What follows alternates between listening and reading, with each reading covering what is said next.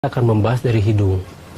Ketika kita mensucikan hidung kita, kita berjanji pada Allah Subhanahu wa Ta'ala bahwa kita hanya menggunakan hidung kita untuk hal-hal yang baik. Kita tidak akan mencium aib orang lain.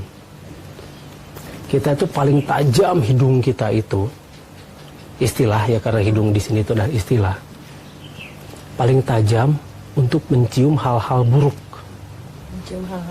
Mencium hal-hal buruk yang merupakan hal-hal yang sebetulnya tidak berhak kita ketahui. Ya contohnya, misalnya kita mencium tetangga kita itu sedang hendak bercerai. Kemudian kita mencium hal-hal yang buruk mengenai si A. Dia misalnya seorang pencuri. Pencuri dalam artian dia korupsi, misalnya begitu. Kemudian si B, kita mencium bahwa dia itu adalah orang yang tukang kawin, misalnya begitu kan. Ada ya, maafnya istilah tukang kawin. Iya, tukang kawin. Kadang tukang kawin, maafnya. Iya, ada ahli-ahlinya gitu kan.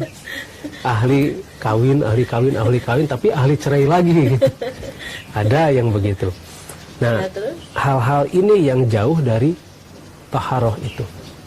Jadi ketika kita bertaharah, kita mensucikan hidung kita, kita akan selalu menggunakan penciuman kita itu pada hal-hal yang baik. Kita akan mencium hal-hal yang baik. Misalnya, kalau misal kita terbiasa dengan alam, kalau kita terbiasa bersatu dengan alam, kita akan mampu membedakan antara pohon yang beracun dengan pohon yang tidak beracun, antara pohon yang mengandung obat dan pohon yang tidak bisa digunakan sebagai obat. Jadi kita bersahabat dengan alam yang baik. Ya, dan kita akan belajar dari alam. Alam akan selalu memberikan sesuatu yang harum pada kita, kecuali bunga bangkai, atau kecuali bakteri yang mengeluarkan H2S, atau hidrosulfida, bau. Tapi bau itu sendiri punya manfaat yang baik bagi tanaman. Jadi menurut kita bau, menurut tanaman belum tentu. Contohnya pupuk kandang, menurut kita bau, tapi subur ke tanaman karena yang dipergunakan adalah bakteri-bakterinya, bakteri yang menghasilkan hara tanah.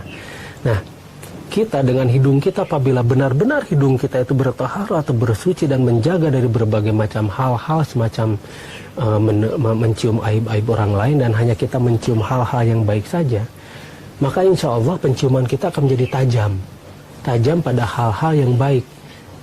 Jadi sebetulnya apabila kita memaksimalkan hidung kita dengan pelajaran dari bersuci itu, maka hidung kita akan menjadi sangat kuat, terutama ketika kita mendeteksi atau mencium bau dari pohon. Kita akan tahu ini obat apa.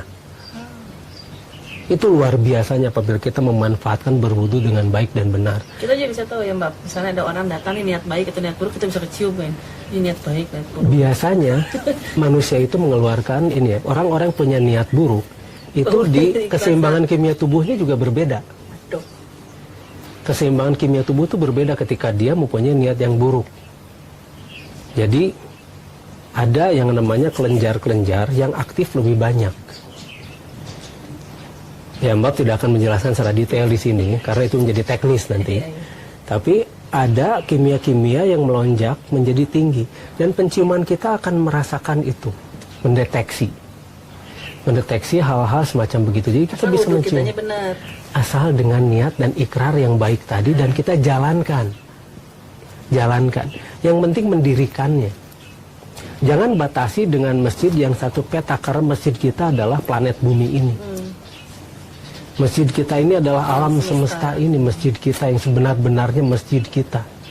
Nah, jadi kembali lagi pada hidung, kita akan mulai belajar mensucikan hidung kita agar menjadi jauh lebih sensitif pada hal-hal yang baik-baik, dan kita akan mengetahui hal-hal yang buruk itu menjadi saringan-saringan. Nah, insya Allah besok kita akan membahas mengenai wajah. Masih menarik ya kata Bapak. Insya Allah.